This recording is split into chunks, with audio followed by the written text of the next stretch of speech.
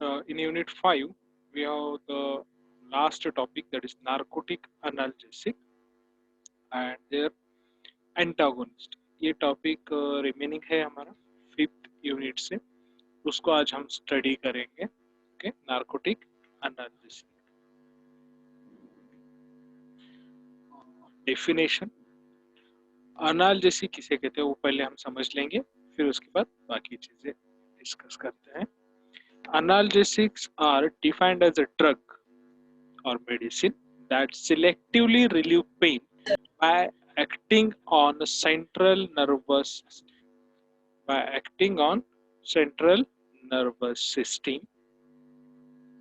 क्या होता है, ये ऐसे ड्रग हैं जो कि सिर्फ पेन को कम करते हैं या पेन से छुटकारा दिलाते हैं हमें.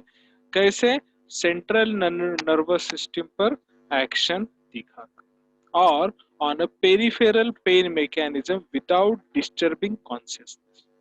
देखिए, एक तो सेंट्रल नर्वस सिस्टम के ऊपर ये एक्शन दिखाते हैं, या पेरिफेरल पेन यानी सेंट्रल नर्वस सिस्टम छोड़कर जो पेन का मैकेनिज्म है बाकी बॉडी सिस्टम में, उस सिस्टम में ये पेन रिलीफ करने वाला मैकेनिज्म शो करते हैं, जिसकी और साथ में ये कॉन्शियसनेस लूज नहीं करते. जनरल एनेस्थेशिया में पेन कम होता है या पेन नहीं महसूस होता, बट उसमें कॉन्शियसनेस भी लॉस होती है. तो यहाँ पर वो होता नहीं है. यहाँ पर क्या होता है कि कॉन्शियसनेस रहता है पेशेंट को, बट जो पेन है उस पेन से छुटकारा मिलता है या पेन का जो सेंसेशन है वो कम होता है. इसमें दो टाइप के मेजरली एनाल्जेसिक हैं. एक है नार्कोटिक एनाल्जेसिक या ओपोइड एनाल्जेसिक, और non narcotic analgesic, non steroidal भी जिसे बोला जाता है, एनएसएआईडी, जो हमने ऑलरेडी डिस्कस किया है. ठीक.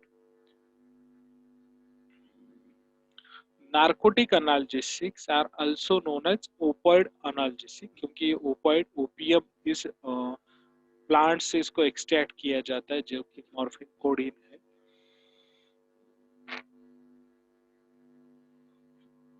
These relieve severe pain by acting mainly on the central nervous system. Opioid analgesic या नार्कोटिक एनाल्जेसिक मेजरली काम करते हैं सेंट्रल नर्वस सिस्टम पर एक्शन दिखाते हैं. Okay, generally they act on a central nervous system, या पेन रिलीफ मैकेनिज्म जो काम करता है वो majorly act on a central nervous system. ये सबसे पुराना और सबसे बेस्ट एनाल्जेसिक, ओपिड एनाल्जेसिक जो है सबसे पुराने हैं और सबसे ज्यादा बेस्ट, जिसे हम बोल सकते हैं अच्छे एनाल्जेसिक, क्योंकि नेचुरल ओरिजिन से हमें मिलते भी हैं. The narcotic analgesics are potentially addictive. अब सबसे बड़ा इसका जो नेगेटिव पॉइंट है कि अगर आप इसे यूज करते हैं ओपिड एनाल्जेसिक, तो इसकी आपको आदत सी लग जाती है कि उसको खाए बगैर या इस मेडिसिन को लिए बगैर आपका पेन कम ही नहीं होता. अगर पेन नहीं भी है तो आपको ऐसे महसूस होता है कि मुझे पेन हो रहा है और मुझे मेडिसिन लेनी है. आदत सी बन जाती है. ये इसका सबसे बड़ा negative point, addictive. If intake of a drug is stopped, very undesirable side effects like severe pain, sweating, salivation, hyperventilation, restlessness and confusion. अब अगर इसको ज्यादा वक्त के लिए अगर आप लेते हैं या आपको प्रिस्क्राइब किया जाता है, तो क्या होता है, आप जब इसको स्टॉप करेंगे तो बहुत ज्यादा अनवांटेड विड्रॉल यानी उसको बंद करने के जो इफेक्ट्स हैं वो बहुत ज्यादा तादाद में दिखते हैं. कैसे इफेक्ट्स होते हैं इसे बंद करने के, विड्रॉल सिम्टम्स क्या होते हैं? सीवियर पेन, बहुत ज्यादा पेन होता है. ओके, उसके बाद पसीना आना स्टार्ट होता है अगर आपने इस ड्रग को, मेडिसिन को नहीं लिया. उसके बाद सैल्वेशन, यानी आपको सबसे ज्यादा पसीना आता है और सलाइवा का सिक्रेशन बढ़ता है. ओके, उसके बाद हाइपर वेंटिलेशन, सांस नीचे की नीचे या ऊपर की ऊपर, जिस तरह सांस लेते टाइम आपकी सांस रुक सी जाती है. ओके, प्रॉपर आप सांस नहीं ले पाते. रेस्टलेस, आपको हमेशा थकान रहेगी, आपको फ्रेश नहीं लगेगा. और उसके बाद कंफ्यूजन रहेगा, आपको हर चीज में कंफ्यूजन रहेगा. अब जो भी बात कर रहे हैं उसमें भी कंफ्यूजन रहेगा अगर आपको इसकी आदत हो गई है और उसे लेना आपने बंद किया. This are the withdrawal effects. इसलिए इसको रिस्क बेनिफिट रेशियो में यूज किया जाता है. बेस्ट है, पुराना है, बट डिसएडवांटेज है एडिक्टिव. ओके, इसका क्लासिफिकेशन हम देखते हैं. क्लासिफिकेशन में स्ट्रक्चर बेस्ड क्लासिफिकेशन है, जिसमें कि मॉर्फिन मेजर ड्रग है, जिसमें कि स्टेरॉयडल न्यूक्लियस होता है।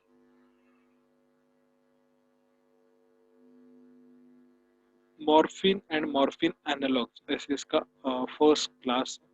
तो उसमें पहला स्ट्रक्चर जो है ये है मॉर्फिन के, इसमें दो benzene ring attached with one pentane and one benzene ring, 6 molecular.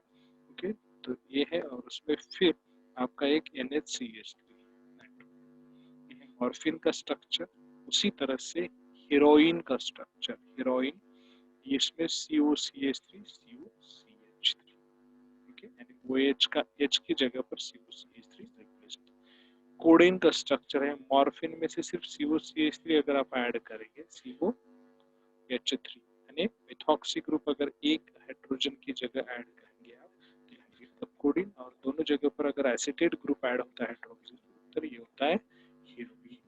Okay, अगर इसको हम रिप्लेस करते हैं। अभी आपको नाम पे से लगता होगा कि ये सब एडिक्टिव ड्रग्स है, और ये नॉर्मली हमें, आप अगर सोचते होंगे कि पेन ज्यादा पड़ गया तो ले ले, तो आपको मिल नहीं पाएंगे। हेरोइन, मॉर्फिन, कोडीन ये इजीली नार्कोटिक ड्रग्स है। इसके लिए स्पेशल डॉक्टर का परमिशन यानी प्रिस्क्रिप्शन लगता है, और मेडिकल यानी फार्मासिस्ट जब ये देगा ड्रग, तो उसे उस प्रिस्क्रिप्शन का जेरोक्स अपने पास रखना होगा। किसके पास? मेडिकल स्टोर के पास। और उस प्रिस्क्रिप्शन पर स्टैंप देना होगा कि दिस प्रिस्क्रिप्शन हैज फील्ड और डिस्ट्रीब्यूटेड और डिस्पेंस, ऐसा लिख कर देना होगा, ताकि दूसरे मेडिकल से वापस वो पेशेंट इसको डिस्पेंस ना कराए, डबल से पूरी मेडिसिन ना ले पाए। इसलिए उसको मेंशन कर देना होता है। साथ में डॉक्टर की साइन, उसका रजिस्ट्रेशन नंबर चाहिए, और फार्मासिस्ट को भी साइन और रजिस्ट्रेशन नंबर देना होगा। ओके, तो इसलिए ये ड्रग्स इजीली अवेलेबल है, बहुत ज़्यादा सीवियर केसेस में ये ड्रग दी जाती है। Okay, these are the three morphine analogs: morphine, heroin and codeine. Morphine analogues के और दो ड्रग जो है वो है लिवरफेनॉल एंड डेक्स्ट्रोमिथॉर्फोन। ओके, अब देखिए लिवरफेनॉल, इसका स्ट्रक्चर सिमिलर टू मॉर्फिन है, थोड़ा सा स्ट्रक्चर है ना, इसमें वेज ग्रुप नहीं है, और साइक्लिक यानी एरोमेटिक रिंग नहीं है यहाँ पर, डाउन वाले रिंग पर, अपर वाला बाकी structure same. Okay, ring structure में थोड़ा सा चेंजेस। डेक्स्ट्रोमिथॉर्फोन में ये स्ट्रक्चर OCH3 NCH3। ये डेक्स्ट्रोमिथॉर्फोन आपको बहुत सारे कफ सिरप्स में मिलेगा। ओके,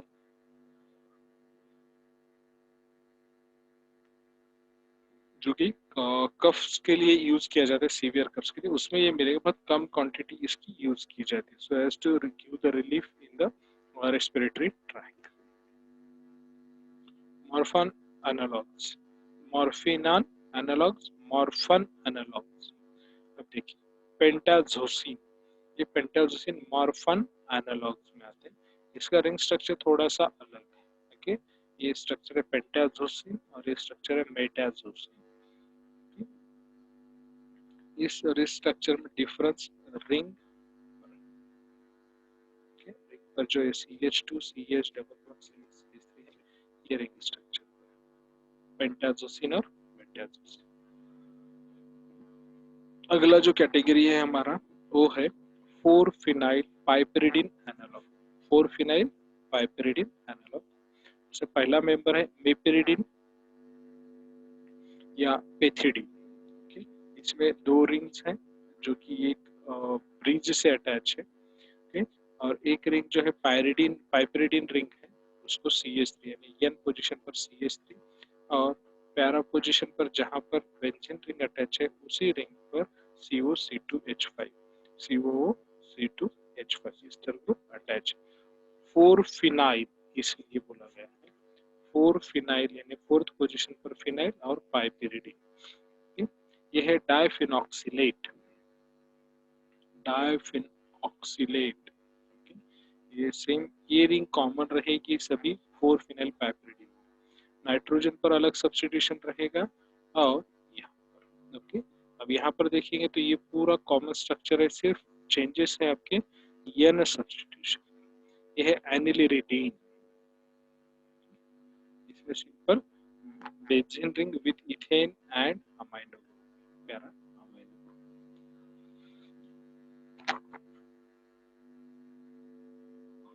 अगली जो कैटेगरी है वो है 4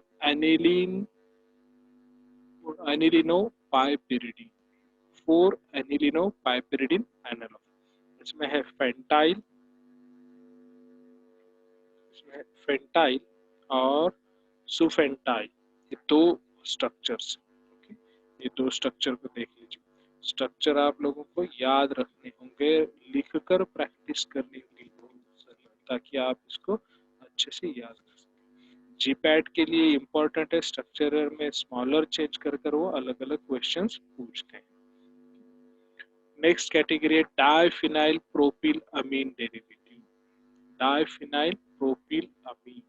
अब देखिए, ये डाइफिनाइल प्रोपिल अमीन यानी ये अंत तक का कॉमन स्ट्रक्चर रहेगा। इसमें है मिथाडोन और ये है प्रोपॉक्सीफेन, दो प्रोडक्ट्स है, मेंबर्स है diphenyl propyl amine derivatives. Mechanism of action क्या रहेगा नार्कोटिक एनाल्जेसिक्स का? तो narcotic analgesic produce their actions at cellular level by acting on opioid receptors. हमारे बॉडी में ओपियोइड रिसेप्टर्स होते हैं जिसके ऊपर ये ड्रग्स नार्कोटिक एनाल्जेसिक हमने जितने अभी देखे मेंबर्स, वो सब एक्ट होते हैं और वो they are produce their actions at cellular level. Morphine and its derivative act as agonist of the mu and kappa opioid receptors। इसमें तीन टाइप के होते हैं, mu, kappa एंड रिसेप्टर्स। ये रिसेप्टर्स ओपियोइड एनाल्जेसिक के ओपियोइड स्ट्रक्चर को अपने पास attach कर लेते हैं और एक्शंस दिखाते हैं। तो morphine and its derivative, morphine के जितने भी डेरिवेटिव, तो ये mu और kappa रिसेप्टर, mu और kappa रिसेप्टर को अगोनिस्ट यानी उसको एक्टिवेट करते हैं। These receptors are distributed throughout the CNS and also been found on peripheral afferent nerve terminals। okay? ये जो रिसेप्टर्स है CNS में काम करते हैं, CNS में प्रेजेंट होते हैं, पूरी CNS यानी पूरी सेंट्रल नर्वस सिस्टम, और पेरिफेरेंट नर्व टर्मिनल्स पर भी ये दिखते हैं, यानी पूरे बॉडी में आप इसे ऑब्जर्व कर सकते हैं। Opioid receptors are coupled with inhibitory G proteins.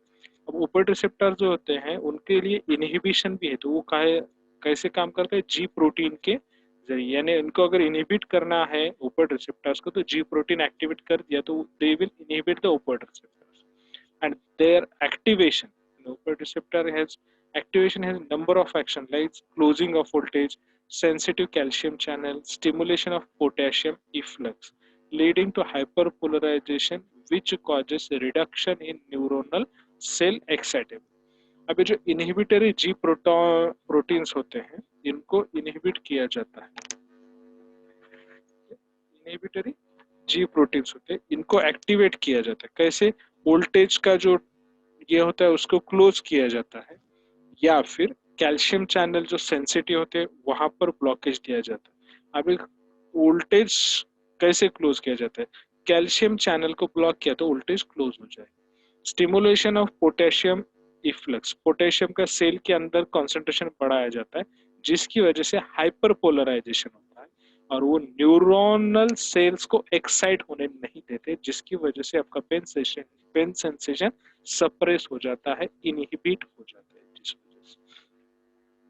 अब देखिए मॉर्फिन, ये सेलुलर प्रोटीन, इस रिसेप्टर आ गया, जी कपल्ड प्रोटीन्स है, उसके बाद ये एक्टिवेशन हो जाएगा, साइक्लिक एम्प पर action, calcium entry block, calcium entry आने नहीं दिया जाता है और potassium channel open, potassium channel आते हैं अंदर, यानी पोटेशियम आयंस आ जाते हैं अंदर, जिसकी वजह से सेल यानी पूरी सेल बिकम्स हाइपर पोलराइज, जिसकी वजह से डिक्रीजेस रिलीज ऑफ न्यूरोट्रांसमीटर, ये रिलीज होने नहीं देता न्यूरोट्रांसमीटर। अब न्यूरोट्रांसमीटर रिलीज नहीं होंगे इसका मतलब neuronal message central nervous system को या ब्रेन को नहीं पहुंचेगा, जिसकी वजह से अगर पेन का भी सेंसेशन है तो यहीं पर ब्लॉक हो जा रहा है, क्या तो न्यूरोट्रांसमीटर का डिक्रीज रिलीज जो है कम हो गया है। ओके, अगर समझो पर सेकंड में 10 न्यूरोट्रांसमीटर, 10 मॉलिक्यूल न्यूरोट्रांसमीटर के अगर एक्टिवेट हो रहे हैं, ओके, तो पेन कितना ज्यादा होगा। और वहीं पर जी मॉर्फिन देने के बाद अगर एक ही न्यूरोट्रांसमीटर रिलीज हो रहा है, एक ही मॉलिक्यूल, तो पेन सेंसेशन 10 टाइम्स कम हो गया। अगर वो पूरी तरह से ब्लॉक हो गया यानी न्यूरोट्रांसमीटर ही रिलीज नहीं हो पा रहे, इसका मतलब pain sensation is completely block. इस तरह से यहाँ पर न्यूरोट्रांसमीटर का रिलीज ब्लॉक किया जाता है by using the morphine G coupled receptor, उसको एक्टिवेट किया जाता है, जिसकी वजह से साइक्लिक एएमपी एक्टिवेट होता है, decrease concentration of cyclic AMP, जिसकी वजह से कैल्शियम को सेल के अंदर आने नहीं दिया जाता, तो किसको आने दिया जाता है, पोटेशियम चैनल, जिसकी वजह से पूरी सेल हाइपरपोलराइज होती है, leads to the blocking of neurotransmitter release or decreasing the release of neurotransmitter, hence pain sensation is suppressed. सार ऑफ मॉर्फिन, मॉर्फिन का सार स्ट्रक्चर एक्टिविटी रिलेशनशिप क्या होता है? The structure of morphine is composed of 5 fused ring and have 5 chiral centers or chiral centers. Morphine का structure बना है 5 ring structure से और उसके अंदर है 5 कायरल सेंटर्स या चिराल सेंटर्स।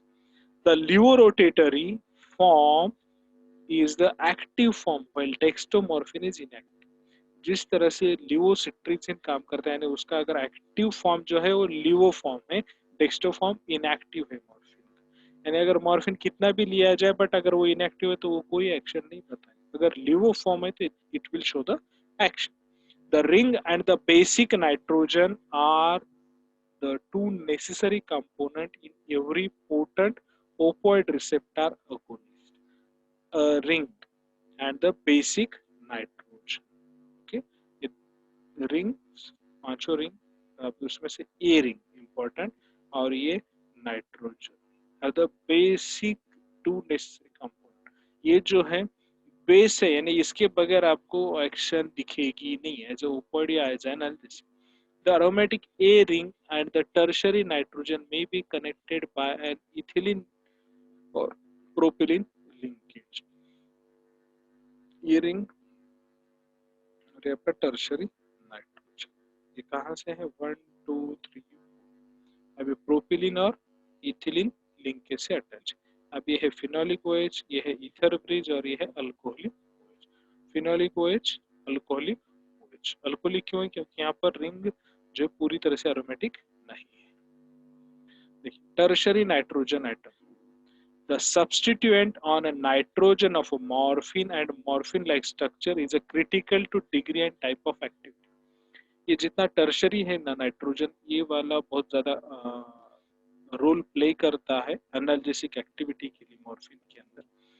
तो इसके ऊपर जो सब्स्टिट्यूट है वो भी उसी तरह से इंपॉर्टेंट रहेंगे, क्योंकि इलेक्ट्रॉन विथड्रॉविंग और इलेक्ट्रॉन डोनेटिंग नेचर की वजह से नाइट्रोजन की बेसिक जो नीड है वो कम ज्यादा होती है। तो N-methyl substituents generally results in compared with good agonist property। अगर यहाँ पर हम मिथाइल देंगे तो ये agonist property बताएगा। Increasing the size of N substituent results in antagonist property। यानी ये agonist और antagonist, अगर आपको antagonist बनाना है तो यहाँ पर आपको इसकी लेंथ बढ़ानी है, अगर सिर्फ CH3 देंगे तो ये similar agonist property बताएगा। Hydroxyl group, masking the phenolic hydroxyl group by etherification to methyl ether decrease the analgesic activity about 10-fold। Example codeine।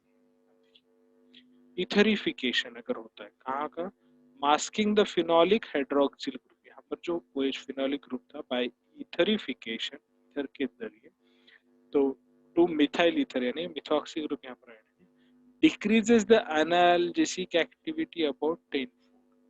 Analgesic activity 10 time कम होती है अगर यहाँ पर हम मास्क करते हैं OH ग्रुप को। ठीक, उसके बाद esterification of hydroxyl group leads to more active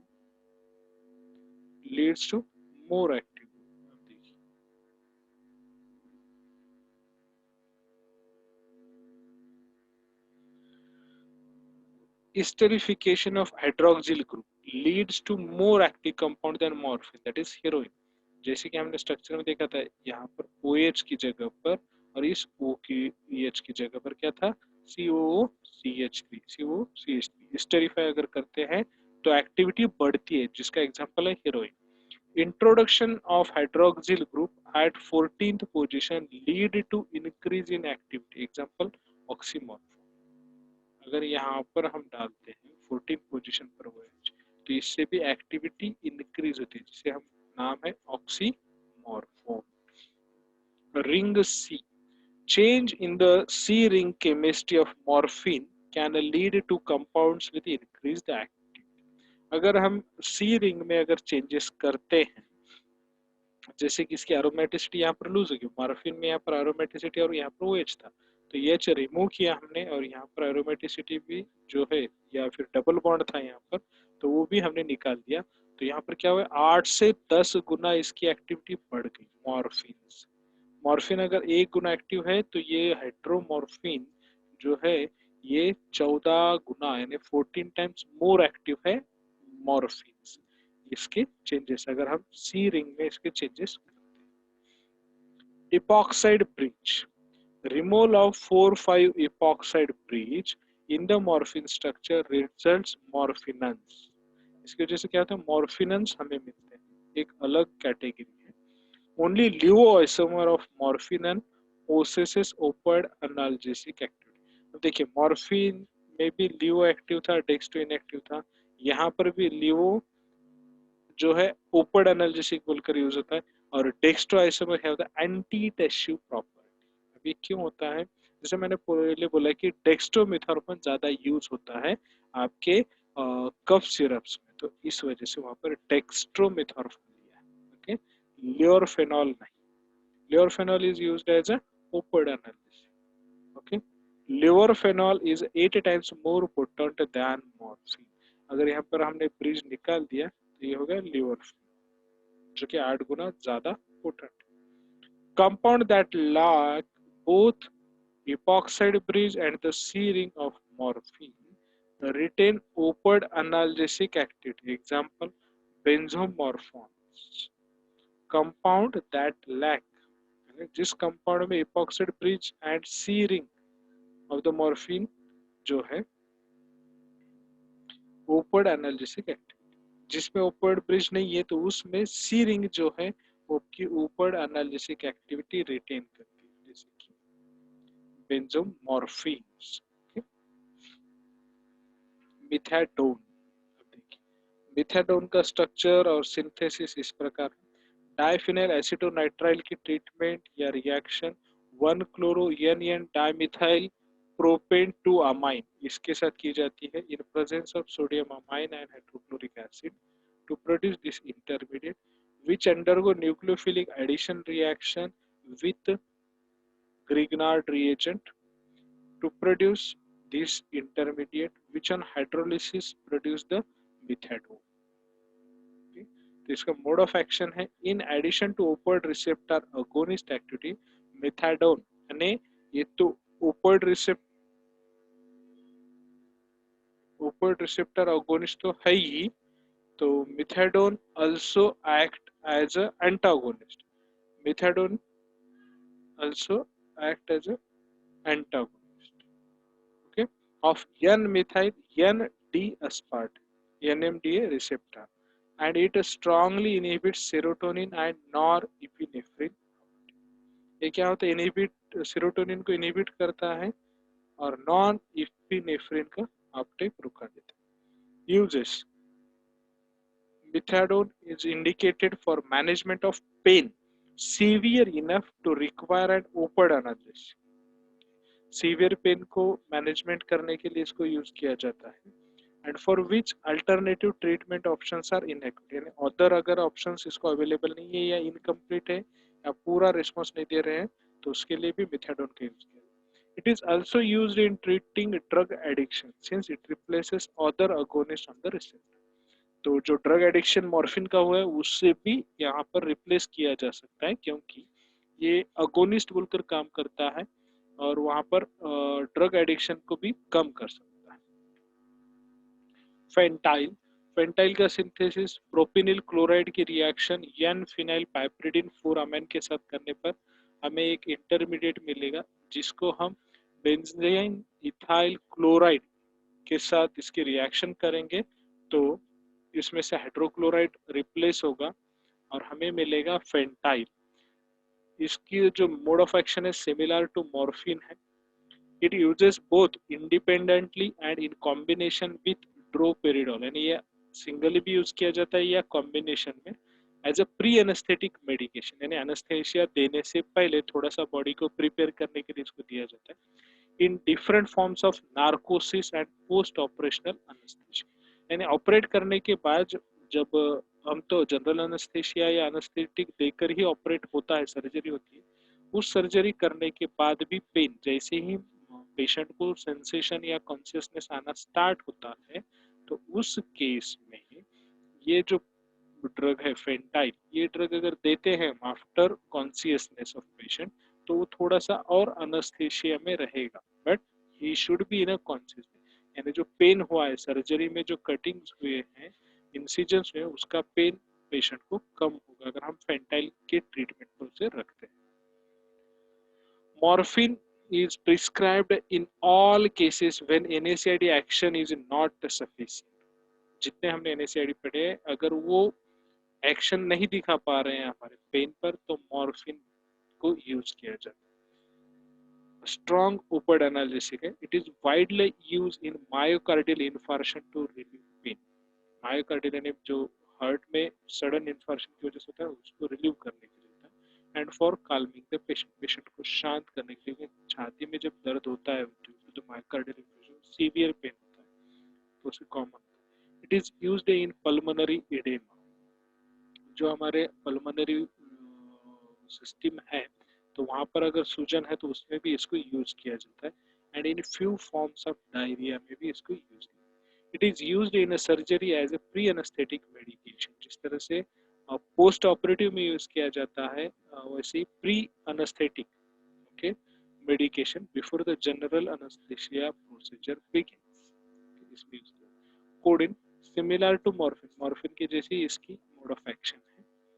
this drug is very effective, okay, बहुत ज्यादा इफेक्टिव है in oral use and used for average to moderate pain. It is often used as an antitussive. अब codeine से related एक cough syrup था codeine बोलकर, कोडेक्स इस तरह से, तो इसको कोरेक्स बोलकर फाइजर कंपनी का कफ सिरप था जिसके अंदर कोडेन सल्फेट ये एक्टिव मोइटी थी, बट जो एडिक्टिव पर्सन्स होते हैं वो इसका मिसयूज कर रहे थे कोरेक्स कफ सिरप को, उसे एज अ क्या बोलते हैं नशे की चीज बोलकर इस्तेमाल करते तो उसको बंद कर दिया। और अब अगर आप देखेंगे कि कोडेन सल्फेट वाला एक भी कफ सिरप मार्केट में आपको नहीं मिलेगा। यू कैन नॉट लॉन्च, आप उसको बना भी नहीं सकते without the permission of narcotics department, क्योंकि उसमें यूज करना है तो वो नार्कोटिक आ रहा है तो इस वजह से पेशेंट उसको आदत से हो जाए तो they will not use that. Okay, तो ये अब बंद है कोडेन का यूज एज अ एंटीटशिव। ओके, ये अपना जो रेस्पिरेटरी में कफ सिरप है उसमें यूज कर। It is often used as an antitussive drug. Nowadays it is not used normally. Codeine is used to treat mild to moderate pain and also to reduce the coughing. Coughing को भी reduce करता है और उससे related जो pen होता है उसे भी वो कम करता है, बट ये पेशेंट के रिस्पॉन्स पे भी डिपेंड है और doctor benefit risk benefit ratio count करके इसको यूज करते हैं। लियोरफेनॉल, इसका मोड ऑफ एक्शन है, levorphanol has a similar mode of action as that of the methadone. This drug is recommended for relieving moderate to high pain, मध्यम से लेके एकदम ज्यादा पेन में इसका यूज किया जाता है। Biliary colic, renal colic, myocardial infarction, cancer and. अब इसकी पेन आप समझ सकते हैं। और रिनल पेन यानी जब किडनी स्टोन होता है तो उसका पेन, सडन स्टमक में भी पेन होता है कभी प्रॉब्लम्स की वजह से या पॉइजनिंग की वजह से, तो भी इसमें लियोरफेनॉल को यूज किया जाता है। Dextromethorphan, levorphan has a similar mechanism of action as compare to methadone, तो सिमिलर इसका भी है डेक्स्टोरमिथॉर्फन, सिर्फ ये लियोरोटेटेड और डेक्स्टो का है। For treatment and relief of dry, अभी भी डेक्स्टोमिथॉर्फन यूज किया जाता है, आपको बहुत सारे ड्रग्स मिलेंगे। मेपेरिडिन, इसकी mode of action similar morphine के वैसी ही है। मेपेरिडिन कहाँ पर यूज करते हैं तो relieve moderate to severe pain. Piperidine is widely used as pre-anesthesia and anesthesia देने से पहले. It is preferred in obstetrical practice due to its quick onset and short lasting action. Obstetric practice में इसका ज़्यादा use किया जाता है. एनिलिरेडिन, इसका भी मोड ऑफ एक्शन मॉर्फिन के जैसा ही है जो हमने पहले देखा है. Anileridine is a synthetic opioid. ये जो है सिंथेटिक ओपॉइड है, नेचुरल ओपॉइड नहीं. स्ट्रॉन्ग एनाल्जेसिक मेडिकेशन है और it is narcotic pain reliever used to treat moderate to severe pain. Moderate से सीवियर पेन में इसको यूज किया जाता है. Okay.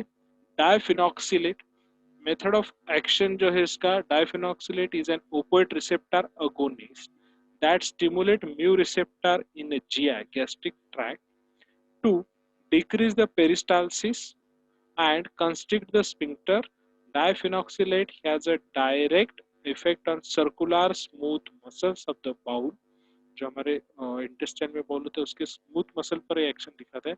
That considerably results in a segmentation and prolongation of GI transit time. यानी जो हमारे GI का ट्रांजिट टाइम उसको ये बढ़ाता है. It is mainly used for treating the diarrhoea. अगर किसी को सीवियर डायरिया है तो उसमें इसका यूज किया जाता है डायफिनॉक्सिलेट का. It helps to decrease the number and frequency of bowel movements. यानी जो हमारे इंटेस्टाइन होते हैं उसका जो मूवमेंट है वो थोड़ा स्लो डाउन करता है जिसकी वजह से डायरिया पे इफेक्ट. लोपेरामाइड, सिमिलर टू डायफिनॉक्सिलेट, इसके जैसा ही इसका यूज है फिनॉक्सिलेट की वजह से.